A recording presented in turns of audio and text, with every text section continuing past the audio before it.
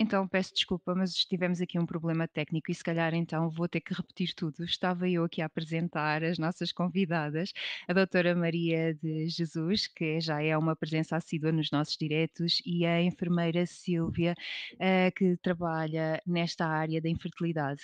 É realmente um tema, segundo me parece, e porque procuro alguns grupos e blogs que ainda não é muito abordado, e fui à procura de estatística e realmente verifiquei que os números são muito elevados, são realmente, estatisticamente, é um número significativo. Diz a Associação Portuguesa de Fertilidade que entre 300 e 500 mil casais passam por esta situação e que cerca de 30% a infertilidade é de parte a parte.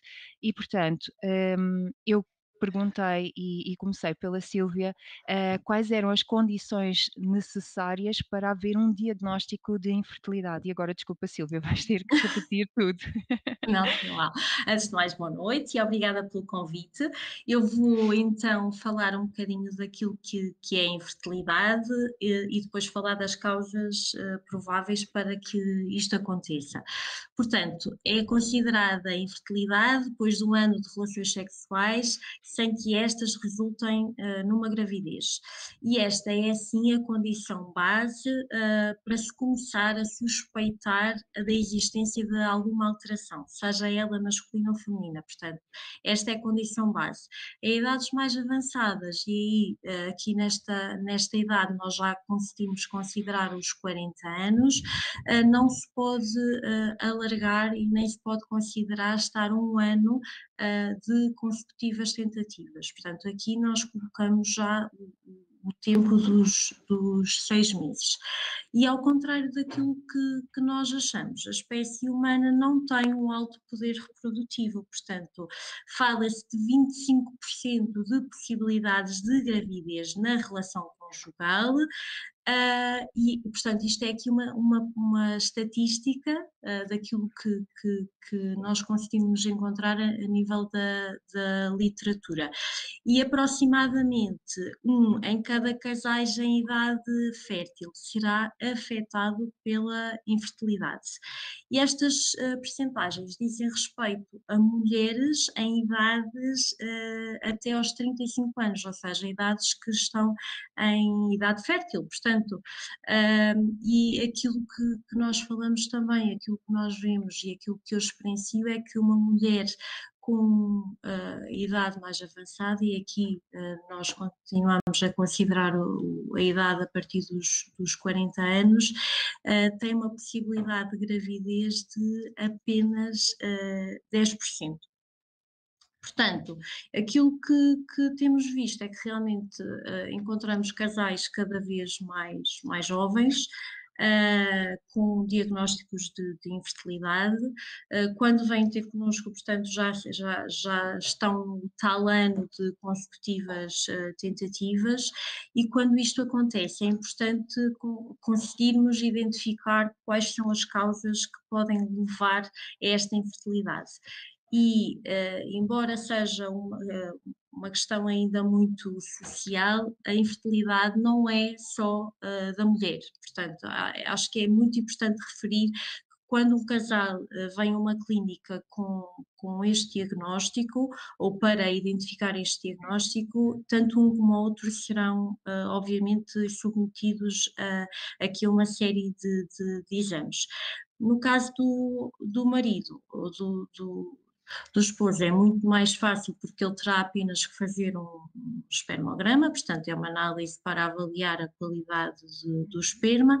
Em termos da mulher e de identificação da mulher, terá que fazer aqui exames um bocadinho mais alargados, portanto terá que fazer análises hormonais para identificar aqui se é uma causa endócrina, e depois terá que fazer uma ecografia, porque é importante avaliar também os seus ovários, e depois perceber se há aqui também alguma causa a nível das trompas, se há uma impermeabilidade, se as trompas são permeáveis. É preciso perceber se os espermatozoides não conseguem alcançar o óvulo por algum motivo, ou se simplesmente, às vezes também é obra do acaso, as questões psicológicas estão muito direcionadas também aqui com, com a infertilidade. Depois, relativamente perdão, às causas. É importante referir que há causas a nível da mulher que têm a ver com ovários poliquísticos, há pólipos, há obstrução das trompas, como eu já tinha falado, a endometriose, que é uma coisa que começa a ser muito falada atualmente, e no caso do marido, temos questões também a nível da ejaculação, a retrógrada, portanto, que é um tipo de ejaculação que não é visível, é uma ejaculação que é tida e que é libertada através da urina. Há tumores também, há há questões até a nível de quimio e radioterapia que muitas das vezes fazem alterações a nível do esperma e, portanto, todas estas condicionantes são importantes para avaliar o porquê de não se conseguir conceber uma gravidez.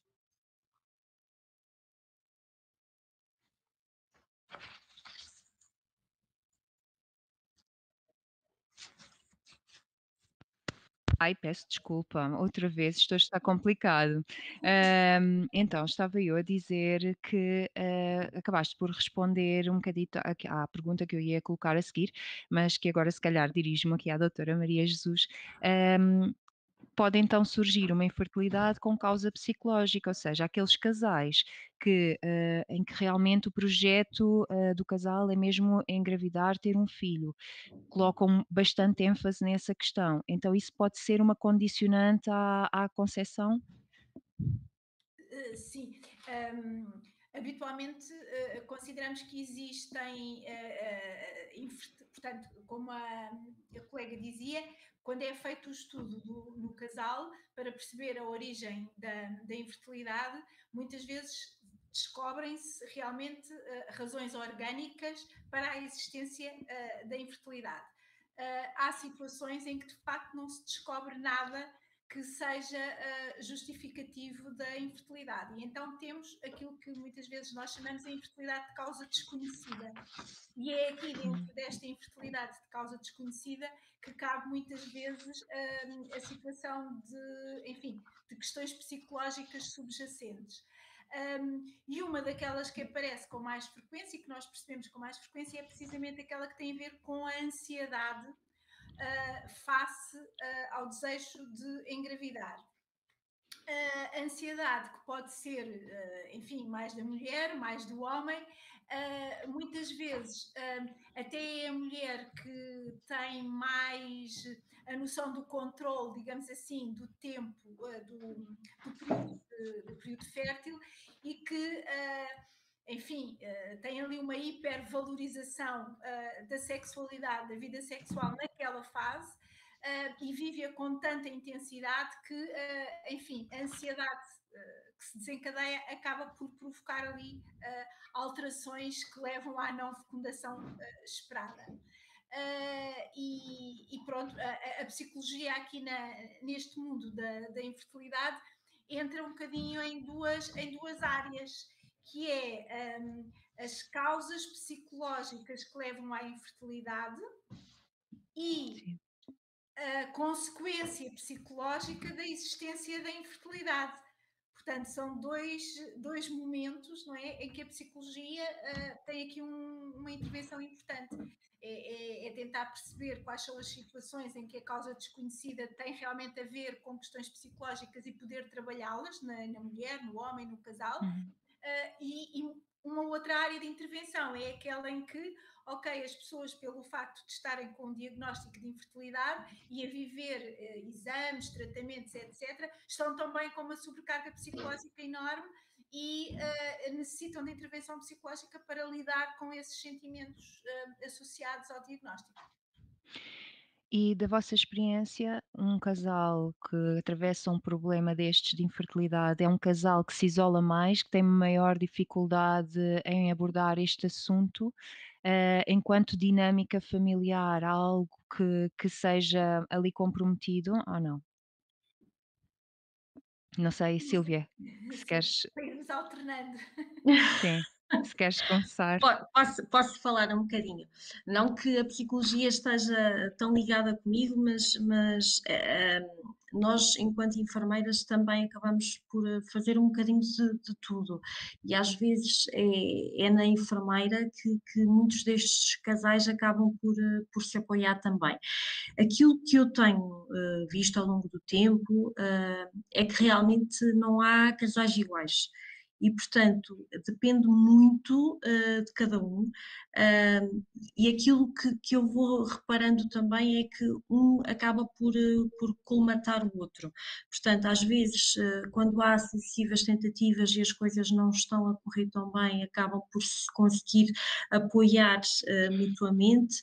E aquilo que nós pedimos muito é que arranjem estratégias de forma a conseguirem ultrapassar todo o tratamento, porque há frustração, há medos, há ansiedades, e uma coisa é um casal que já fez uma série de tentativas e infelizmente com muitos testes negativos pelo meio, Hum, portanto já estão muito mais habituados, mas também têm muito menos força para se conseguir erguer. E depois também há o casal que é o casal que nós chamamos de primeira viagem, que está numa fase inicial dos tratamentos, que é até bastante informado e, portanto, leva as coisas com uma leveza diferente. Eu acho que tudo depende do passado, tudo depende do diagnóstico, antes de mais, do tratamento que vão ser propostos, tudo depende se estão bem esclarecidos, mas acima de tudo, aquilo que nós incentivamos muito é que realmente haja estratégias entre os dois de aceitação e de não apontar a pois, infertilidade a um deles, portanto, porque eles são um casal e, portanto, a infertilidade é de ambos. Não adianta sim. aqui identificar qual dos dois é que é o portador maior para que não se consiga gerar o bebê. Posso? Claro. E eu estava a pensar que há aqui uma situação que também é muito comum e que passa um bocadinho por aquilo que a Silvia dizia, que é neste movimento de algum isolamento, porque o que é verdade é que há de facto algum isolamento do casal com problemas de fertilidade, algum isolamento social. E porquê? Porque realmente a fertilidade é algo muito valorizado em termos da nossa sociedade, não é? E quando um casal está junto há algum tempo, começa-se logo a perguntar, não é? Quer a família, quer os colegas, quer os amigos, então e para quando é que veio o bebê? E depois o bebê não está a aparecer, Sim. os casais à volta e os amigos todos já têm os bebés ou as gravidezes a acontecer e começa a haver a sensação de que se é diferente. As Sim. conversas são todas à volta do tema e começa a haver, então, mas e vocês não? Então, estão à espera de quê? Pronto. E a família, então e quando é que me dás o netinho? Então e quando é que vem o sobrinho? Então, pronto. E tudo isto faz com que, para não se sentirem demasiado expostos e às vezes até invadidos, barra, agredidos, em alguns contextos, quer familiares, quer sociais, estes casais acabam por se isolar um bocadinho, às vezes um bocadinho grande. E depois isolam-se e ficam um com o outro, não é? Com aquela vivência pesada de sou eu ou és tu, e depois o tal trabalho que a equipa multidisciplinar se deve fazer, não é? Que é não és tu, nem és tu, somos nós, não é? E esta tal forma de conseguir arranjar estratégias de equilíbrio. E nós às vezes, eu tento quando tenho casais em situações parecidas, que elejam pelo menos a mulher e o homem, mas isto até é mais verdade para a mulher, porque a pressão social até é maior à mulher do que ao homem, porque são as mulheres que andam mais de volta umas das outras a perguntar pelas gravidezes, um, e que a mulher eleja alguém uma amiga, uma tia, uma prima, enfim, quem quer que seja de confiança e securizante, com quem possa ir partilhando um bocadinho destas questões, ou então ter mesmo ajuda psicológica, porque muitas vezes é uma sobrecarga muito grande que se o casal se isola, porque deixa de socializar com os amigos, porque acha que só falam de bebês, e portanto vão deixando de sair, de jantar com os amigos, de conviver nos locais de trabalho, até nas reuniões de grupo. Agora, a pandemia protegeu muito estas Sim, situações, não é? sim, Mas pronto, o que é verdade é isto: é que esta exigência de casal. hum, Porque temos aqui duas situações, não é? Uma é aquela das pessoas que sozinhas, ou as mulheres que sozinhas, e aí não é uma infertilidade, é recorrem a tratamentos porque querem uhum, ser mães, ou casais homossexuais porque querem ser mães ou pais e não têm condição reprodutiva, senão com recurso a técnicas, e portanto entram em técnicas de procriação medicamente assistida por opção, pronto, e é outra realidade. Outra é, sim. de facto, esta das famílias e dos casais que estão sozinhos a conflitualizar muitas vezes com o problema da infertilidade. E, portanto, é bom que consigam eleger, desculpe só repetir, Não, nada, nada, sim, volto a dizer que consigam, às vezes até connosco, com um psicólogo ou com o enfermeiro ou com quem estiverem, tentar que percebam ou que encontrem alguém com quem possam ir partilhando fora do casal, para descomprimir ali um bocadinho energias negativas que possam estar a ser trocadas na conjugalidade. e acham que porque me lembrei agora daquilo que referiram, tem menor peso uma infertilidade feminina relativamente a uma infertilidade masculina ou é indiferente? Isto lembrei-me agora porque, não sei, porque está muito homem, virilidade, e não sei se acham que não, que é igual? Eu acho que o peso é mais dramático em termos de masculinidade nos homens. O que eu acho que demora é mais tempo a chegar-se lá, porque Ok, a maior parte das vezes, mesmo para a família e para os amigos, o sim, que aparece é que o casal que tem uma infertilidade é quase sempre por causa da mulher. Portanto, há um pois, bocadinho este mito, não é? Que a mulher, como é quem vai transportar a gravidez, o problema está com certeza nela. E até que se chega, que é mesmo o homem, o próprio homem leva muito tempo a chegar, não é? Mas quando chega, portanto, muitas vezes a mulher vive muito tempo este sofrimento, quando afinal se percebe, não, afinal isto era com ele, sim. o homem tem um grande embate relativamente Uhum. à sua masculinidade, eu acho. Tenho. Não é também a Tenho sua experiência? é, a minha experiência é exatamente essa, é mais fácil, a aceitação de uma infertilidade feminina do que uma aceitação de uma infertilidade, masculina. Masculina. O homem tem muito mais dificuldade em aceitar que não pode, gerar, uma gravidez. A mulher tem uma pacificidade maior em relação ao tema, o marido nem sempre aceita bem. E quando o diagnóstico vem de ausência total de espermatozoides, em que efetivamente tem que se recorrer a semandador se realmente quiserem avançar para uma gravidez, há casais que acabam por desistir, e os que não desistem, até assentarem na ideia e até aceitarem esta doação, é um processo muito difícil e que leva muito tempo.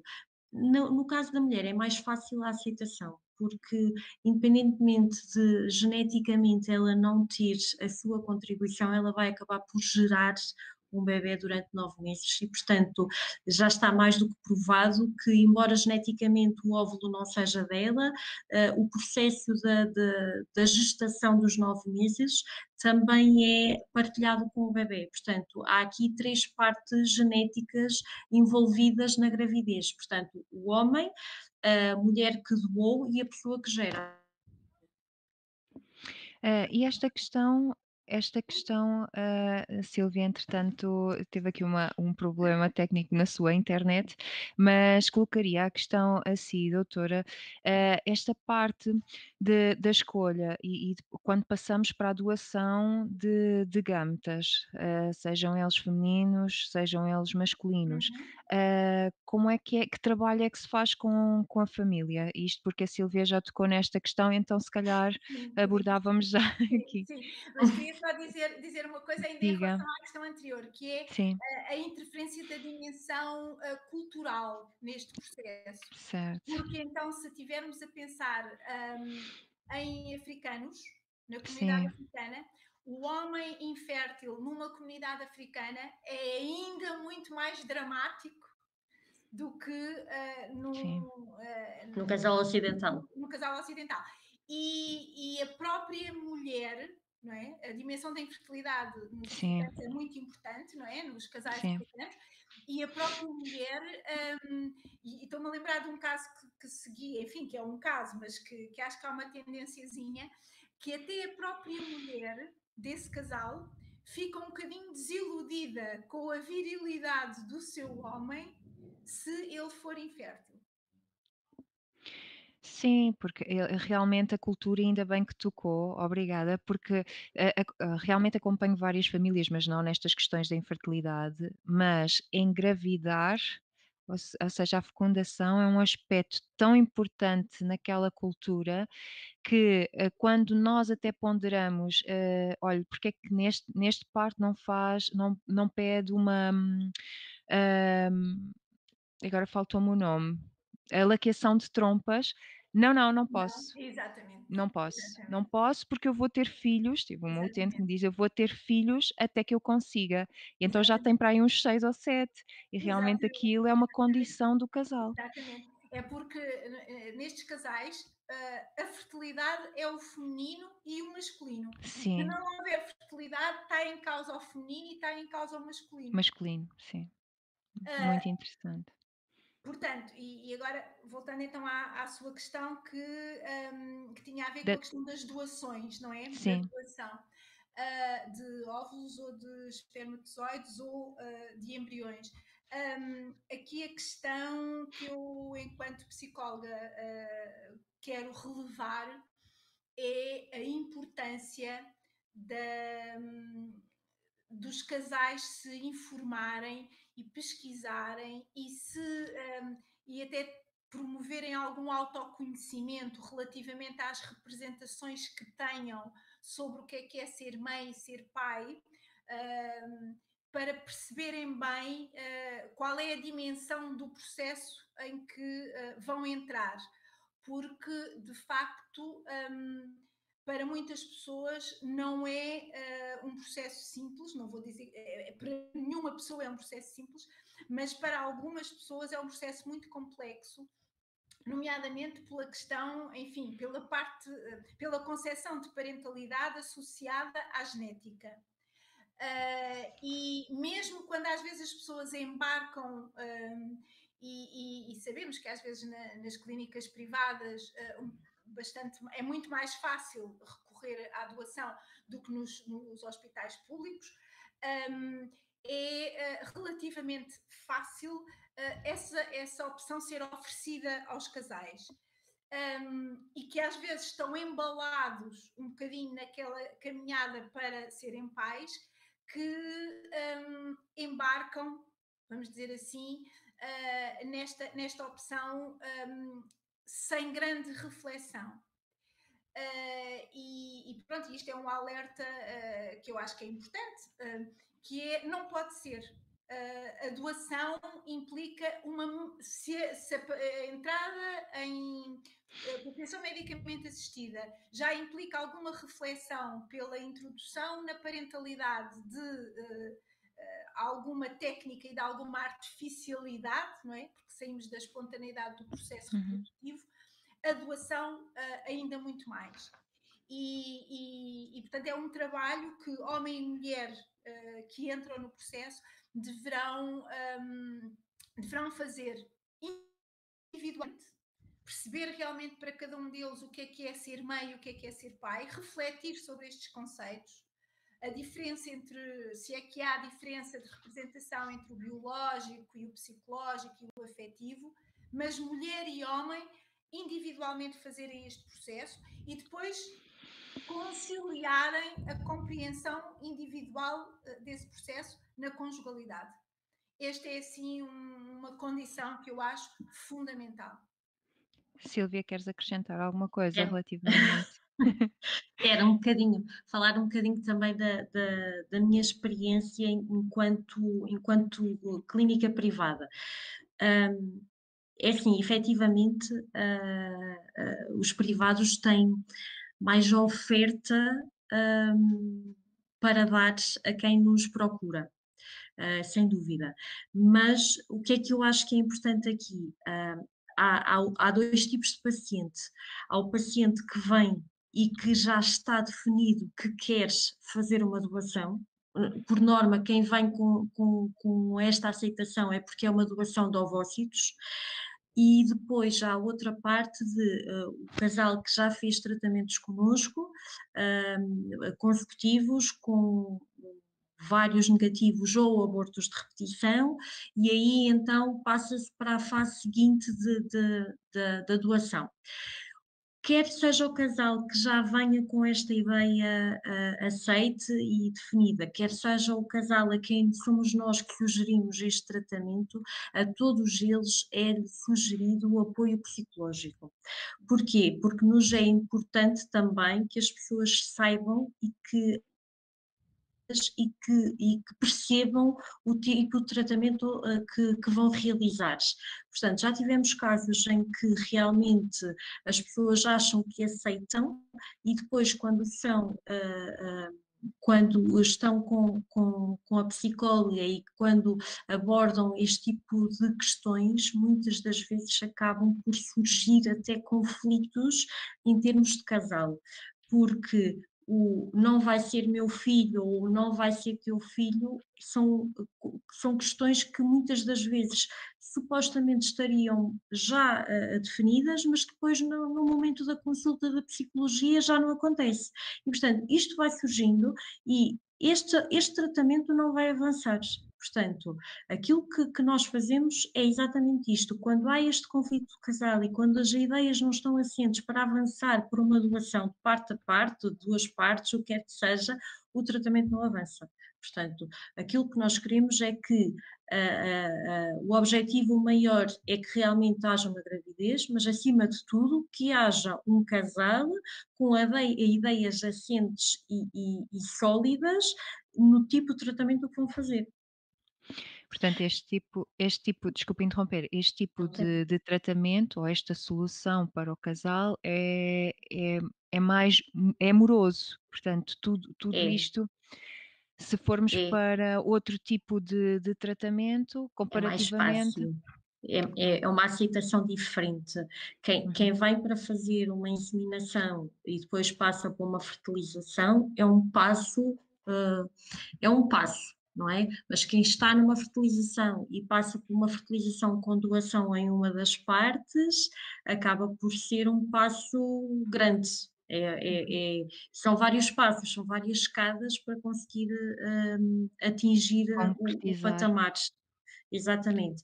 O que normalmente acontece e muitas das dúvidas que estes casais têm é: "A dadora é parecida comigo? Que Ok. idade é que ela tem? Como é que vai ser?"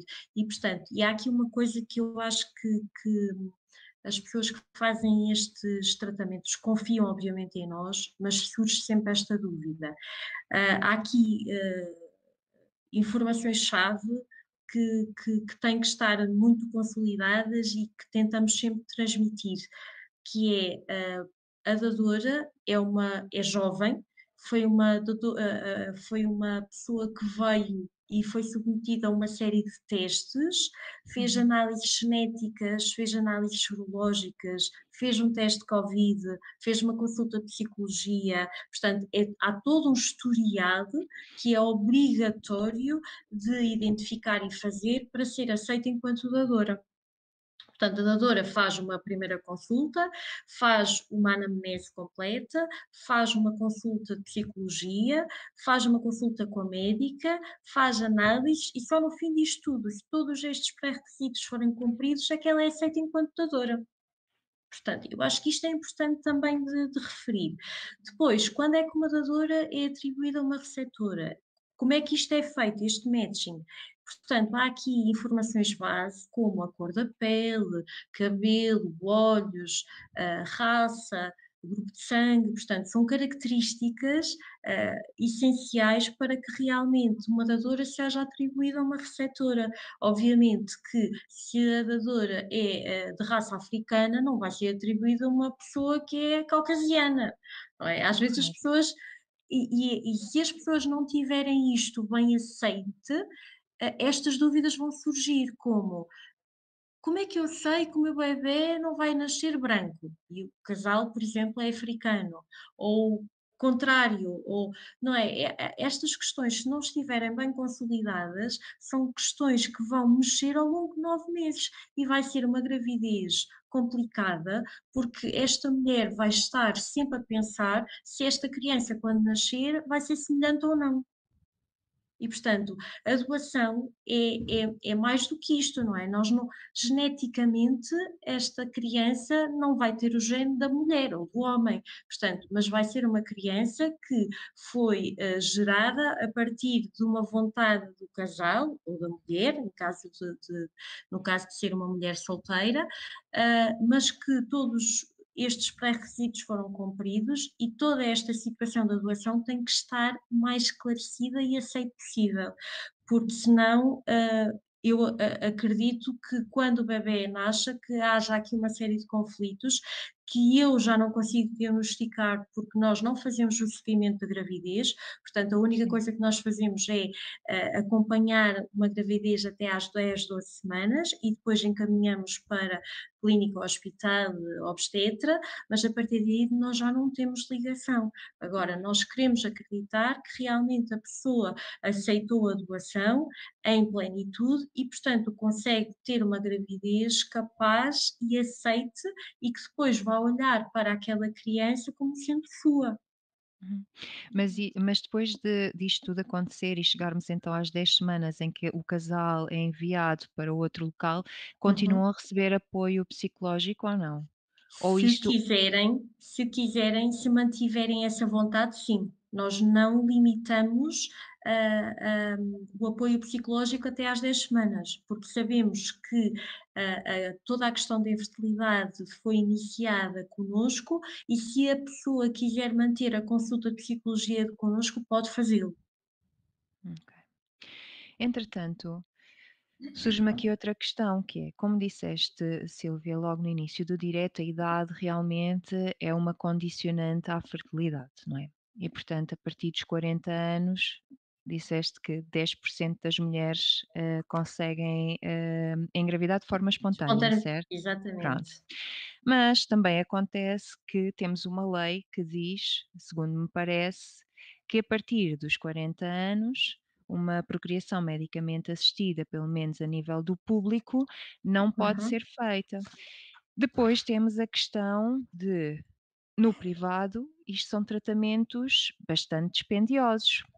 Então, e depois há outra questão que é, recentemente aumentaram a idade, fértil até aos 53 anos, quer dizer, isto são tudo contrassensos, como é que contornamos esta questão?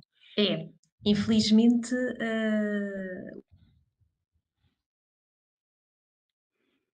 até aos 40 anos para fertilização in vitro ou até aos 42 anos em inseminação, artificial. Portanto, é uma técnica menos, invasiva, por assim dizer.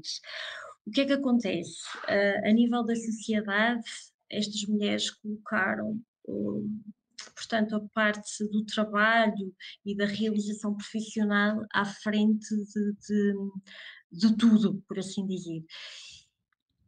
E o que acontece é que quando elas têm a sua realização profissional e pensam em, ou já têm uma estabilidade financeira ou conjugal, querem realmente ter filhos e são deparadas muitas das vezes com esta infertilidade. Porquê? Porque deixaram a pílula e já estão há um ano a tentar engravidar e o bebê não aparece, porque Hum, têm as tais questões sociais, como há pouco falou a doutora Maria, exatamente porque a família pede, e eu acho que aqui também é importante depois referirmos que a opção de ter filhos e não ter filhos é sempre do casal, e infelizmente não há esse respeito da sociedade para a mulher que aos 40 anos não tem filhos. Pronto. sim, E, portanto, quando estas mulheres vão ao seu ginecologista habitual, hum, percebem que alguma coisa não funciona. E depois há ginecologistas que realmente direcionam logo para as clínicas ou para os hospitais e há outros que não. O que é que eu acho que é muito importante referir aqui? Eu tenho 35 anos, não sou mãe, nem pretendo ser mãe. O ginecologista, o médico de família, ah, deve estar alerta para explicar a esta mulher que a idade fértil vai diminuindo com o passar do tempo e se calhar era bom pensar em fazer uma vitrificação de ovácitos, ou seja, é uma preservação da fertilidade. Ou seja, eu não quero ser mãe agora aos 35, mas aos 40 posso ser. claro, Pronto, e se eu fizer aos 35 uma preservação da minha fertilidade, estou a prolongar a probabilidade de poder a vir a ser mãe no futuro, aos 40 anos, mas os meus ovócitos terem 35. E é aí que faz a diferença. Isto é uma coisa que ainda não é muito falada, também é feita no público, embora em menos quantidade, porque o público não tem forma de dar vazão a tantos pedidos. Mas eu acho que isto é realmente muito importante. Agora, o que acontece é que realmente a sociedade não está preparada para a mulher dos 40 anos que resolve ter filhos porque realmente está na idade para os ter ou porque aceita que é aos 40 anos que tem que o fazer. Legalmente, o nosso Estado diz-nos que há esta idade limite para poder recorrer aos tratamentos do Estado. Ou seja, eles são comparticipados somente até aos 40 anos se quiser fazer uma fertilização in vitro, sendo que temos listas de espera imensas, ou sim. seja, eu posso me inscrever aos 35 anos, faço uma primeira consulta, mas infelizmente, se calhar só daqui a um ano é que vou fazer o meu primeiro tratamento, e o meu primeiro tratamento começa quase sempre uma inseminação artificial, ou seja, eles começam o tratamento de primeira linha, portanto, o base, e só ao fim de 3 tentativas de inseminações artificiais com não gravidez é que passa depois para a fertilização in vitro. Sim, Portanto, no público, aquilo que tem direito é exatamente isto: são 3 inseminações que, não gerando gravidez, têm mais 3 tentativas de fertilização in vitro.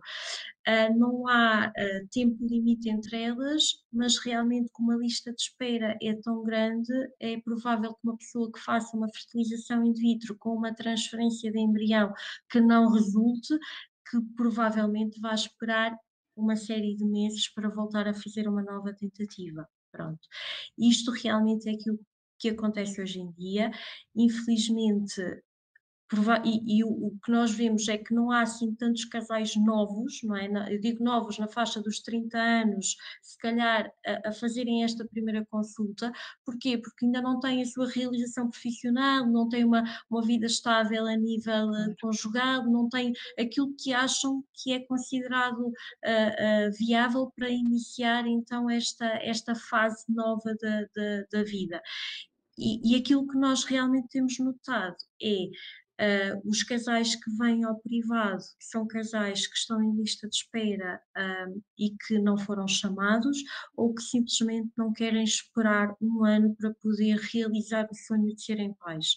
porque uma coisa é ter 35 anos e fazer um tratamento numa clínica em que não há tempo de espera, e Uhum. outra coisa é ir para o público, esperar um ano, depois fazer uma tentativa, depois não resolve, depois faz uma nova tentativa e nisto tudo vai passando um ano, 2 anos, 3 anos, e isto depois, para além do tempo que se gasta, é todo o desgaste emocional que o casal tem, porque está nesta lista de espera, faz o tratamento e depois acaba por não resolver ou por não ter o bebê.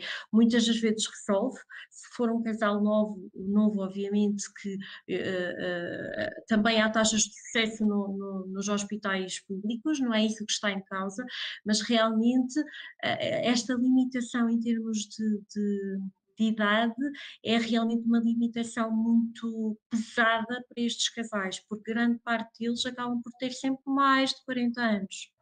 Certo. É um grande peso, é um grande psicologicamente eu acho que isto deve transtornar muito, não é? É uma pressão Sim, muito grande, é uma pressão muito grande para alguns casais.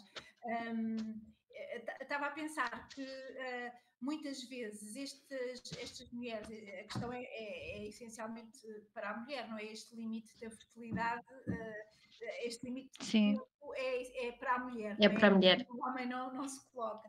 E portanto lá está outra vez a mulher nesta luta sim, contra o tempo, não é? Mas o que é verdade é que também, se compreendermos isto no tal contexto sociocultural, aquilo que vemos é que as mulheres que atrasam mais a sua decisão de maternidade, muitas vezes tem a ver, como a Silvia dizia, com a dimensão de priorizar a carreira, a vida profissional, sim, etc, etc. Ou seja, estas mulheres muitas vezes também já por isso mesmo têm uma condição socioeconómica mais favorável, que também lhes permite mais facilmente poder ir a um local. Portanto, estas mulheres estão mais informadas, muitas delas estão mais informadas e sabem já um bocadinho do risco que correm quando estão a avançar mais tarde, não é?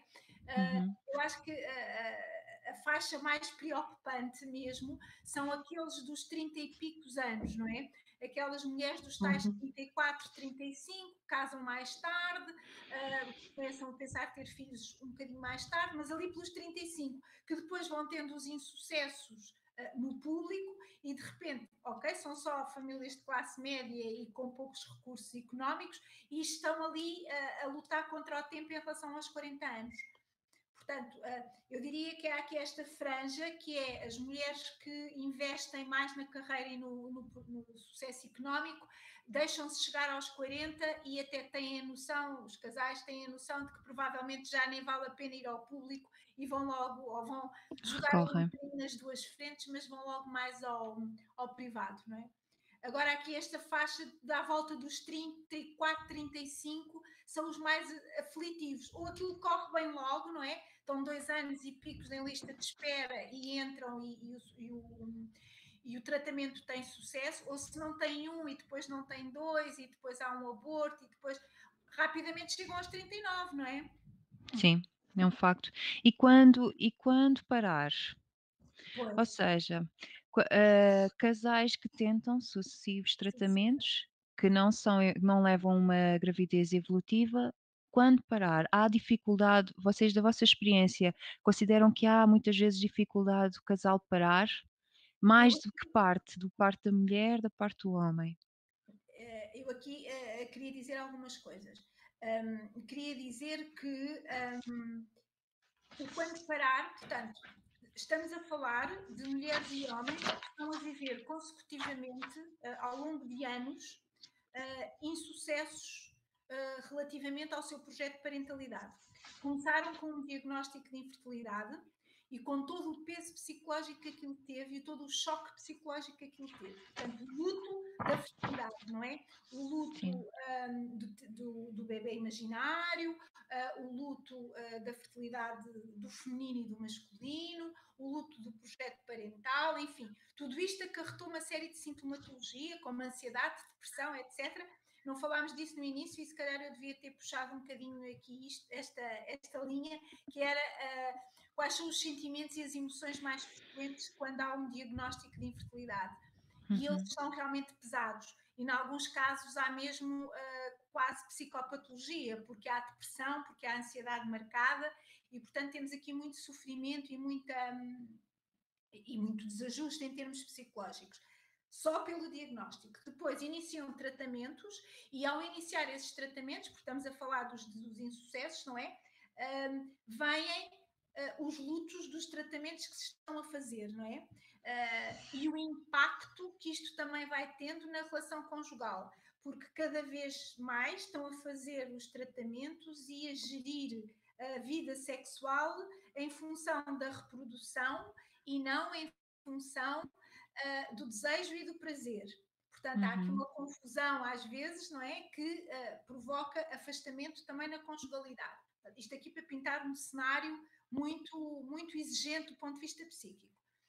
Portanto, começaram os tratamentos e eles continuam a ter vão tendo insucesso. Estamos a acumular lutos, estamos a acumular desgaste físico, principalmente na mulher que está a ser sujeita a tratamentos hormonais, a toda uma alteração do seu próprio ritmo, não é? Fisiológico, e mais essas consequências de imagem corporal, a barriguinha que engorda, as hormonas que estão a desestabilizar também as emoções, enfim, tudo isto. Para dizer aqui o quê? Para dizer que os insucessos. E mais a situação daquelas que ainda engravidam e depois, entretanto, têm aquele insucesso que às vezes chamam um aborto, mas que às vezes não se chama, não é? Ali pelas 10 Uhum. semanas a gravidez não vinga, mas a mulher já se sentia grávida, 6, 7 semanas, 8 semanas, não, isto, eu já estou grávida, e depois, afinal, não está. Portanto, estou, não estou. Pronto, um fundo aqui exigente psicologicamente e desestruturante. Pergunta-me, então, mas quando parar? 2, 3, 4, 5, 6 tratamentos. Quando é que nós, enquanto psicólogos, temos que estar alerta com estas pessoas? É quando começamos a perceber que isto já é quase um movimento compulsivo em direção ao sucesso de um tratamento, não é? Isto também é verdade nos abortos recorrentes, nos abortos de repetição. Sim. O que está a haver é um agir, não é? Que já é um agir em função do acontecimento gravídico e que às vezes já se está a distanciar daquilo que era o projeto de parentalidade. Não sei se me faço entender. Já Sim. não se estão a pensar como potenciais pais, mas que têm que vencer aquela batalha que é quase um desafio, que é não vai ser este, mas ainda vamos fazer outro. Vamos pedir um empréstimo, vamos fazer... Uhum. eu já estou a ficar... Não, mas temos que ser capazes. E às tantas nós pararmos e perguntarmos, mas têm que ser capazes de quê? Eles já ficam assim um bocadinho. Então, mas ficar grávidos, ok, mas ficar grávidos quer dizer que vamos pensar que a gravidez evolui e que no fim vem um bebê. Tem pensado nisto? Há quase como um desconcertado face a esta pergunta, porque já parece que não se está a pensar no projeto de parentalidade. Isto é um truque, não é? Que às vezes nós devemos fazer para alertar para, ok, estes tratamentos são para quê? São em nome de quê? O que é que quer provar a quem? Não é? Porque Certo. muitas vezes, para a mulher, e volto a dizer que para a mulher isto é mais exigente, já é uma questão de autoestima e de autocuidado. A exigência de tratamentos hormonais consecutivos, com um sofrimento enorme, porque gordinha, porque enjoada, porque com o humor todo alterado, porque não sei o quê. O que é isto, não é? É Uhum. ser mãe a qualquer preço, mesmo que o preço seja a doença, o desequilíbrio psíquico, o que for, ok? Portanto, é aqui um bocadinho esta necessidade, às vezes, não há uma receita do quando parar, porque às vezes, quando nós introduzimos esta questão aos três insucessos, a mulher ou o casal dizem logo, pois realmente não, isto já não, eu não vou fazer mais, eu gostava de ter um filho, mas vou investir noutro projeto e vamos refletir sobre continuar ou não. Há outros que são um bocadinho mais obstinados, e nos obstinados é que é preciso muito cuidado, porque às vezes é só a obstinação para saltar do insucesso para o sucesso de gravidez. Uhum. E a adoção é uma opção? A adoção é É, uma opção e deve ser falada exato. durante o processo, não é? Porque não é. Pode-se estar a jogar em várias frentes em simultâneo. Voltamos à questão do início, que é quando se avança para estas questões das decisões de parentalidade, O casal tem que pensar bem, um e outro, o que é para eles ser pais. E ser pais, se for apresentado como uma dimensão de afeto, a variável adoção pode começar a entrar mais cedo. Quando o projeto parental passa só ou passa essencialmente pela dimensão física e genética, nem vale a pena falar da adoção, porque eles dizem lá, não, isso não está no nosso plano. Há casais que nem vale a pena nós dizendo, e tal, e depois tem a hipótese ainda, não, isso não é para nós, não. Pronto, isso não é para nós, não vamos continuar a falar sobre isso, não Claro. é? Mas em muitas circunstâncias é uma opção, e há casais que às vezes já estão a jogar nas várias frentes, que já estão na adoção e a fazer tratamentos de fertilidade.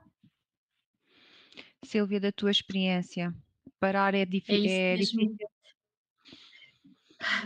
Eu acho que é difícil, mas isto é um trabalho em equipa.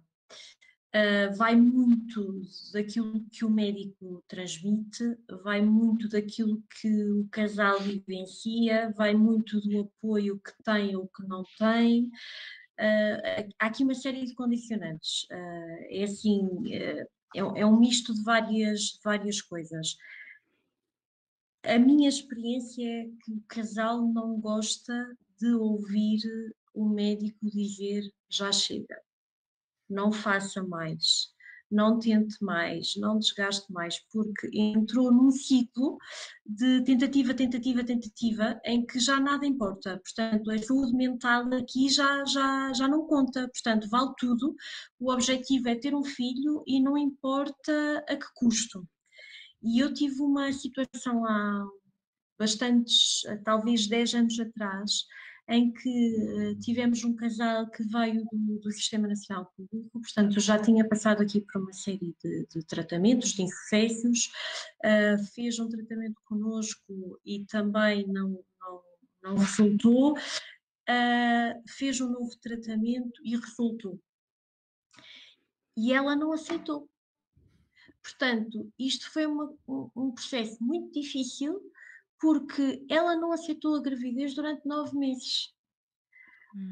E isto não é a primeira vez que acontece. Já tivemos senhoras que interromperam a gravidez porque a meio do tempo ou quando foi acharam e consideraram que não estavam preparadas para ser mães.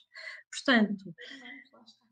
há aqui uma série de condicionantes. Eu acho que as pessoas entraram aqui numa roda viva e eu acho que há muita culpa da sociedade nisto, da pressão que os pares fazem sobre estas mulheres, muito mais sobre estas mulheres. Muitas das vezes elas até evitam ir à festa ou à casa da amiga A ou B porque tem filhos e porque sabe que alguém vai perguntar e porque já não está à vontade, porque lhe vão voltar a dizer que o bebê não chega e quando é que vai acontecer e quando é que não vai acontecer. Portanto, e estas circunstâncias ainda impossibilitam mais a aceitação de eu não vou ser capaz. Portanto, entra-se aqui numa situação um bocadinho difícil, mesmo quando o médico em consulta lhe diz o útero não tem capacidade para, os seus ovários não têm capacidade, nós não podemos continuar a fazer tratamentos com consecutivas falhas, porque Uhum. até a nível psicológico isto não é viável e a mulher não aceita.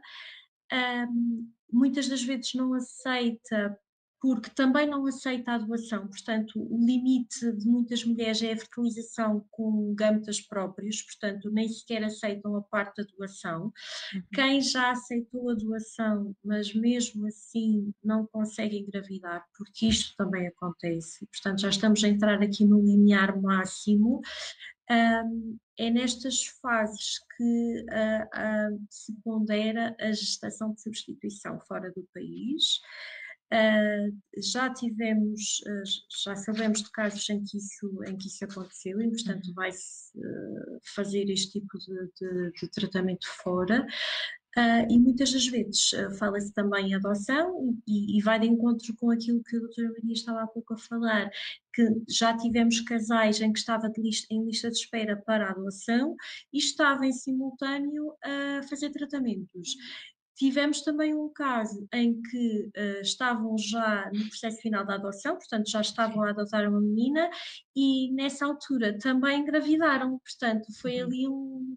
ali foi uma felicidade imensa e continuaram com a O processo adoção de e portanto adoção. Uhum. correu tudo muito bem e hoje então já devem ser crianças enormes, mas a aceitação é uma fase, é uma etapa difícil porque tem muito a ver com aquilo que vem de trás, tem muito a ver com a aceitação, com os lutos, porque eu acho também importante fazer o luto de cada vez que se faz uma tentativa Sim. e não se alcança a gravidez. E depois também temos aquela outra fase e outra parte que tínhamos referido há pouco dos tais abortos de repetição, que eu acho que ainda são questões ainda mais difíceis, ou de situações em que se leva uma gestação até aos 8 meses e depois, infelizmente, as coisas não correm assim tão bem.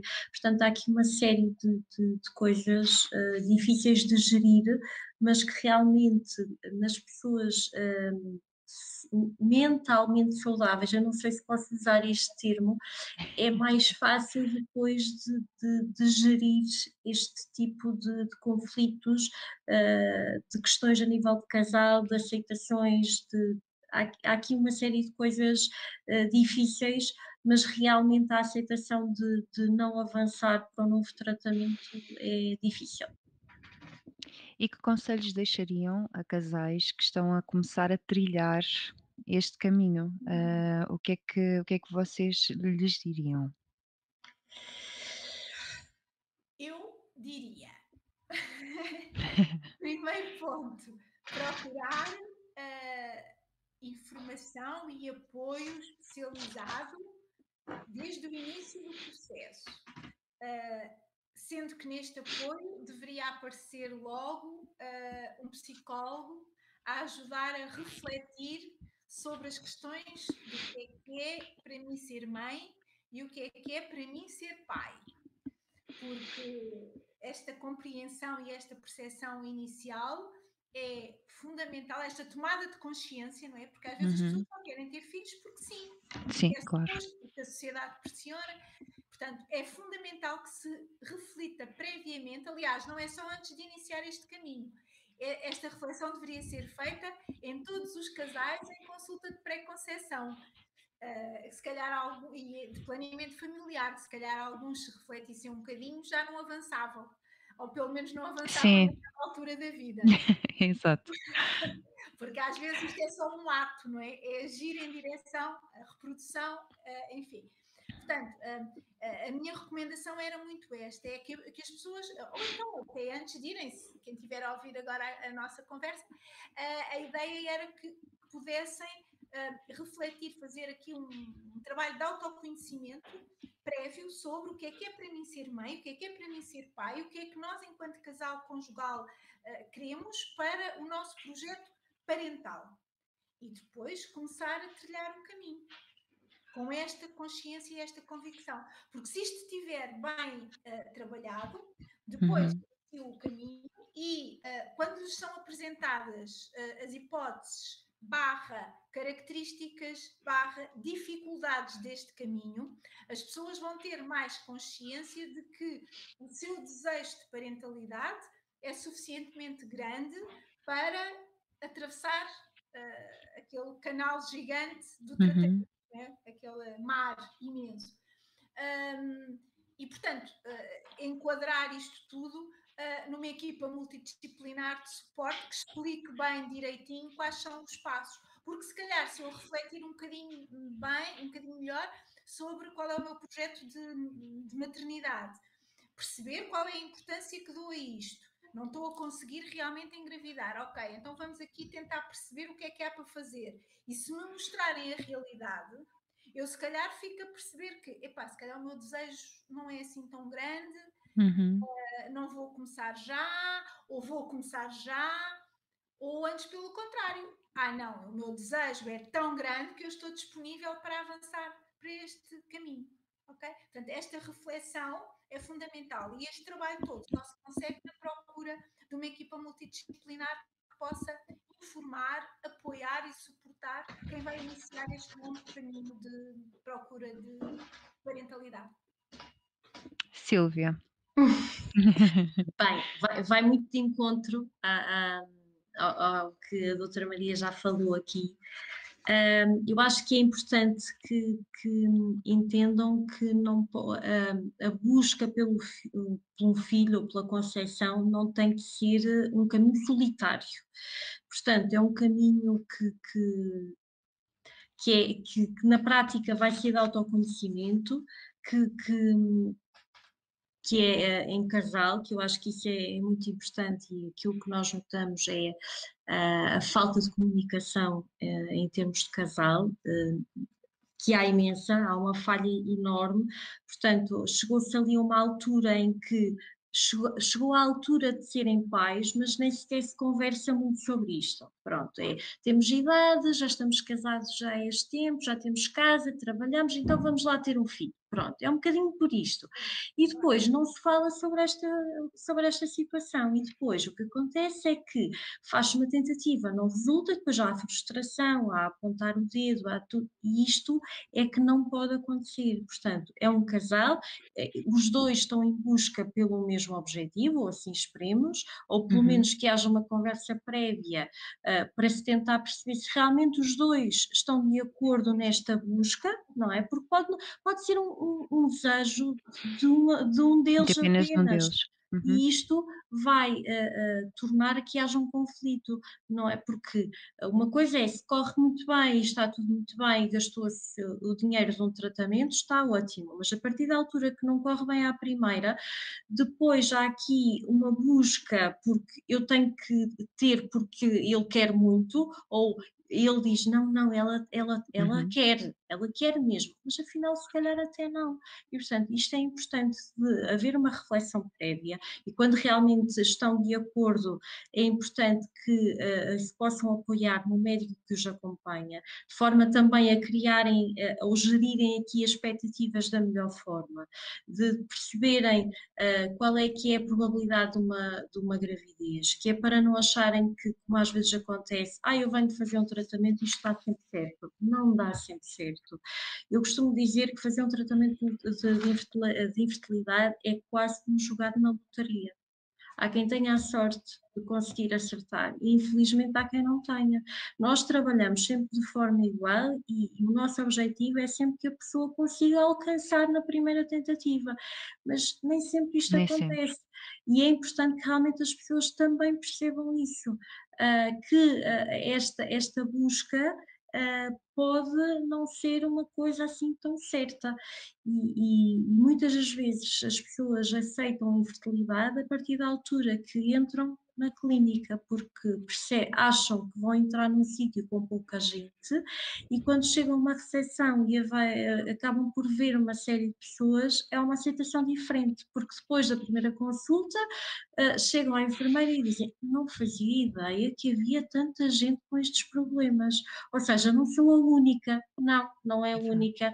Infelizmente, a infertilidade é tem umas taxas altíssimas, muito mais do que aquilo que gostaríamos. Há pessoas jovens de 20 anos a fazer tratamentos de infertilidade, da mesma maneira como há pessoas de 40, mulheres de 49 a fazer.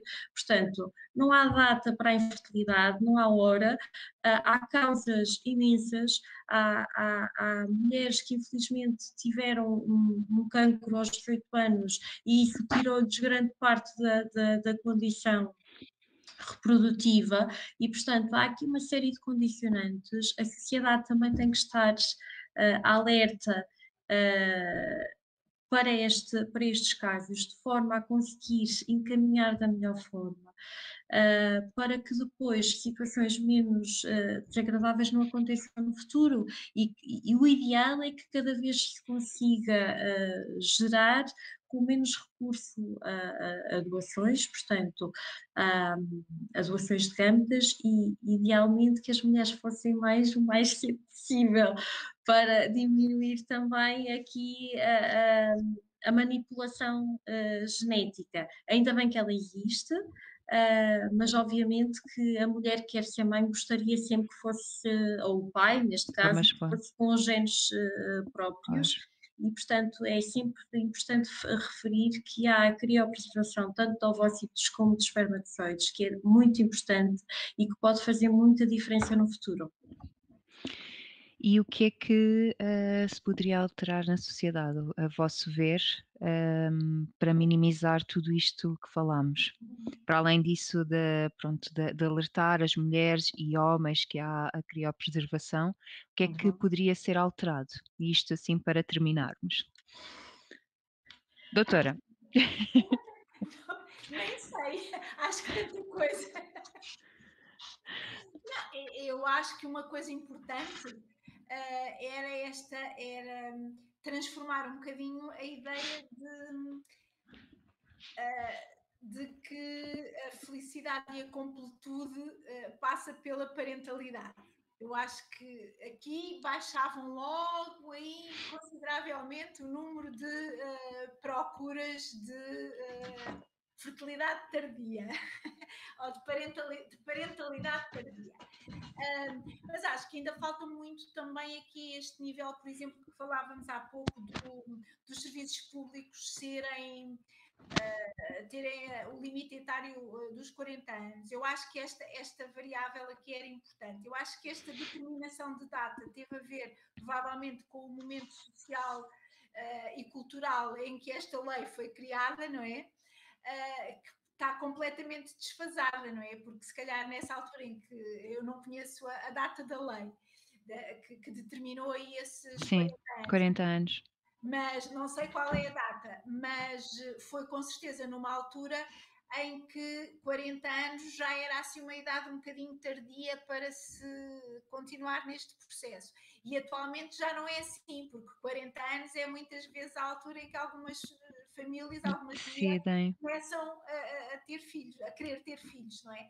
Portanto, se calhar não faz também muito sentido que a lei esteja assim, porque senão vamos, se calhar, àquela ideia de que perguntava atrás, as condições económicas são um fator que favorece ou não o recurso Sim, à progressão medicamente assistida. E não deveria ser essencialmente a motivação para a parentalidade. Portanto, eu iria um bocadinho por aí, de uma forma muitíssimo abrangente, aqui a valorização do feminino independentemente do materno. Portanto, o materno ou a parentalidade é uma área da vida das pessoas que pode ser muito importante, mediamente importante ou nada importante, e a sociedade não tem que castrar nem culpabilizar as pessoas por isso. Deve ser uma opção, ponto. Portanto, isto é uma coisa a nível de mentalidades, nem é tanto a sociedade. E depois referia aqui esta questão também da alteração aqui das datas dos 40 anos, porque me parece que 40 anos atualmente não faz sentido aqui na parte do Serviço Nacional de Saúde. Sílvia, não sei se aquilo que disseste querias acrescentar mais alguma Olha, coisa. aqui a questão dos 40 anos, eu penso não estar enganada, tem a ver também com a possibilidade de gerar embriões saudáveis, ou seja, há uma grande incidência para que mulheres após os 40 anos possam vir a ter embriões com alterações genéticas, nomeadamente Uhum. trissomias. Eu penso que estes 40 anos tenham a ver com isso mesmo. Pronto. De qualquer das formas, existe a Atuação, doação, mas infelizmente nos públicos, é encalhada. exatamente, pronto, falou-se muito no banco de Sim, gametes feminino e masculino, Sim, e houve uma, eu até acho que isso ficou suspenso, ficou. Houve uma questão pronto. dos anonimatos. Exatamente, pronto. Agora, a questão é que existem poucos centros públicos. Se nós pensarmos que existe o São João no Porto, depois existem Coimbra, Santa Maria, MAC, ou seja, há poucos centros para tanta gente a querer recorrer. E, portanto, por esse motivo é que a lista de espera é imensa. É Pronto, eu enorme. acho que se poderia começar por aí, ou então que os centros alargassem ou tivessem equipas maiores, de forma a dar resposta a este tipo de tratamentos. Eu vou-vos dar, por exemplo, um exemplo. Existe um único centro a nível nacional que faz os diagnósticos pré-implantação, ou seja, que é o São João no Porto. Ou seja, um casal que tem um diagnóstico hereditário, que obrigatoriamente para ter filhos tem que fazer uma fertilização in vitro para diagnóstico dos embriões, ou seja, diagnosticar todos os embriões para ter a certeza que todos eles são normais, ou seja, que Uhum. não são portadores de alguma doença, e só um único centro a nível nacional é que faz este diagnóstico. Agora, imaginem alguém estar no Algarve a ter que fazer um tratamento destes e ter que se deslocar ao São João. Oh, exato. Tratamento estes que engloba-se talvez 15 dias com ida dia sim, dia não, para fazer ecografias e análises. Pois, Isto não é é muito difícil. contraproducente. Exatamente, isto é muito difícil. Porque é que grande parte destes casais optam pelos privados? É exatamente por isso, é exatamente porque querem ser pais ou mães naquela altura e não querem esperar 3 anos para conseguir concretizar ou ter que se deslocar 600 ou 700 quilómetros para poder fazer. Portanto, há aqui uma série de coisas que eu acho que se poderia fazer. No privado é muito importante os sucessos e eu gostava que nos públicos também fosse. Ou seja, que houvesse eu não ponho em causa que as pessoas que trabalham nestes centros que gostem de o fazer, mas eu acho que era importante haver mais etapas, ou seja, temos que fazer X tratamentos, temos que alcançar, temos que dar resposta, não podemos ter casais um ano à espera, porque senão, quer dizer, estamos um casal que tem 38 anos e quer ser mãe porque está ainda dentro do período considerado fértil, vai esperar quase 2 anos ou 3 para conseguir realizar, já para não falar que a cada ano que passa a qualidade dos ovócitos altera e Uhum. muito, aumentamos aqui a probabilidade de gerar embriões com anomalias genéticas e, portanto, e consequentemente vamos ter abortos de repetição, portanto, isto é um encadeamento que nunca mais termina.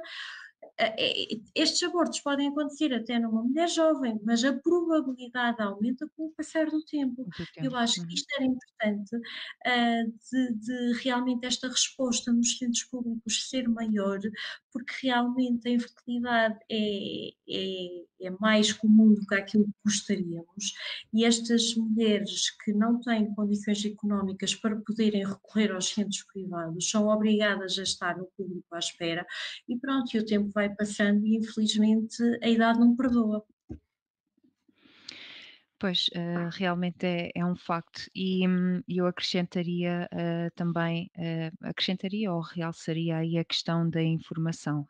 Acho que há pouca informação disponível para os casais porque vão havendo grupos de, não sei, da prematuridade, estou-me a lembrar, eh, e não há nada É, relativamente à infertilidade, fala-se muito pouco. E portanto eu acho que a informação também era importante, passar, porque vamos adiando, porque ainda sou nova, tenho 35, então se calhar posso esperar e quando damos conta estamos nos 40, 41, 42 e já exato, passou, o nosso prazo de validade, não é? exatamente. Olhem, eu, queria agradecer muito, gostei imenso de partilhar este pedacinho convosco. Agradeço também, não sei se querem dizer mais alguma coisa, estava aqui a começar a despedir-me. Agradeço também a quem nos esteve a fazer companhia desse lado. Ah, dizer que, para a semana, dia 17, vamos ter um tema, que para mim é muito grato, que é a prematuridade, mas na vertente da reabilitação, tanto na parte da oralidade como na parte física. E por isso espero que nos façam companhia também. Um resto de bom fim de semana, uma boa noite e muito obrigada. Boa noite. Obrigada, boa Boa noite, noite. obrigada, boa noite.